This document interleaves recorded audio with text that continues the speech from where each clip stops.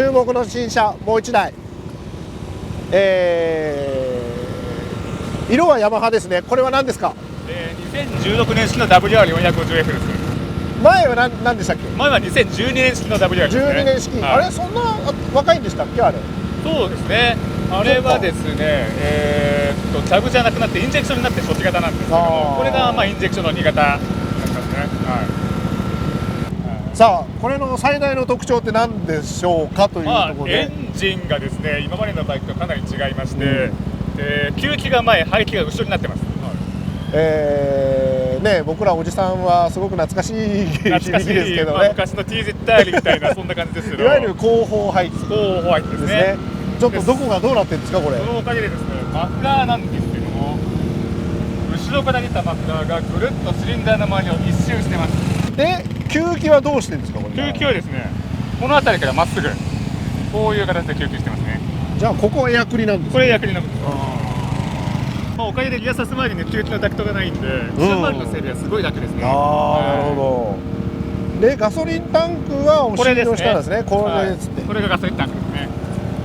すごい。で確かにエンジンの後ろ何にもないから、あんなにね独り立ちしてるサスペンションなかなか見ないですけど。でサイレンサーもかなり長いサイレンサーなんですが、まあ、ここで排気感知を稼いでる関係で後ろがすごい短いですね。本当だ本当だ。サイドカバーの中に隠れるぐらいまでしかないので、本当だすごいですよ。本当に一周してきちゃってる。これどうですか？後方排気なのは実際その整備性以外に何かメリットあるんですか？基本的には吸気をストレートにしたかったっていうのがメリットの、最大のポイントだったらしくてですね、でそれを実現するためにシリンダーを後ろに傾けて吸気を直線に持ってきてると、でその結果排気が後ろになったって、まあ、ただそれだけみたいなんですけども。なるほど。これでも実際よりマフラーやっぱり長いですよね。長いですね。結構低速出ます？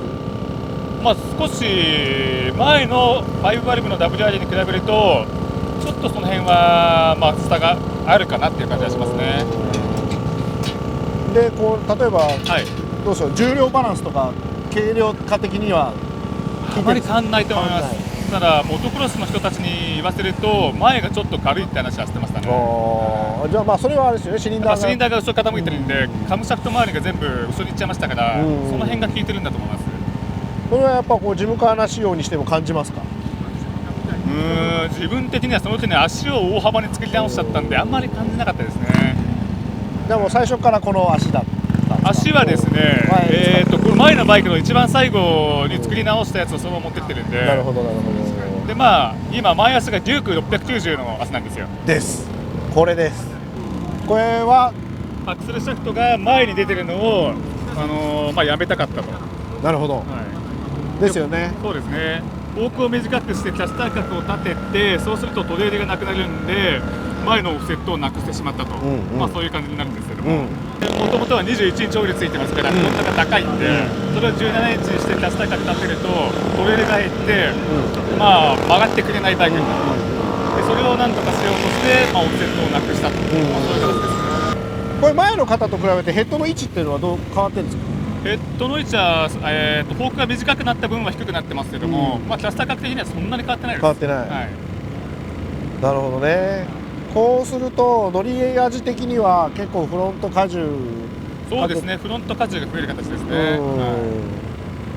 結構重いのなんだろう、思ったように曲がってくれる感じなんですか？オンロードバイクには近くなるんですけども、まあ、オフロードバイクに慣れてる人だとちょっと切れ込みが強くて怖いかなっていう感じはすると思います。ちょっとつんのめって勝手にフロントタイヤ持ってかれる感じ。そうですね。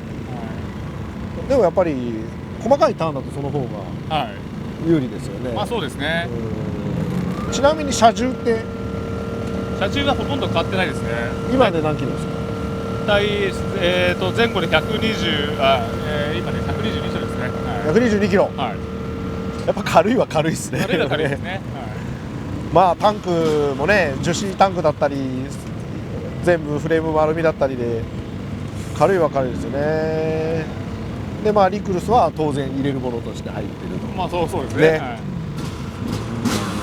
ちなみに後ろのスイングアームなんかはもともとのですか、それとも変わってるんですか。これは4センチ切ってます。4センチ切ってる。はい。じゃあもう切ってアルミ溶接でそうですね。はい。作り変えてるってことですね。そりゃそうですよね。18インチが入っててね、の隙間がもう17インチでこんだけないんで、そうするでホイールベースがこれだと1400切ってきてます。1400切る。はい。おお。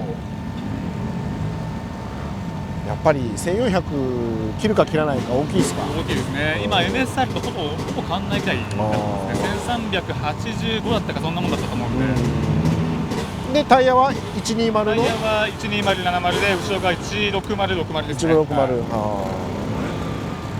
なるほどね。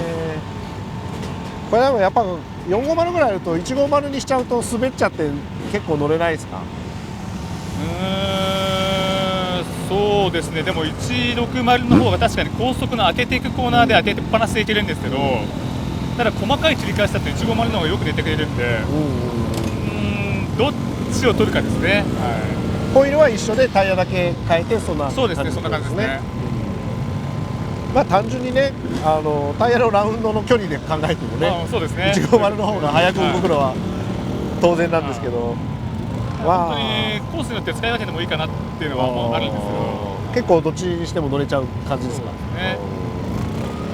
なるほどね。ちなみにファイナルって結構ショート気味ですか、それともこれは結構ロング気味です。ロング気味ですか。前15で後ろが42ですね。ああ本当だ。15、42は結構普通45ぐらいにしたいですよね、後ろね。そうですね。結構ロングだと思いますね。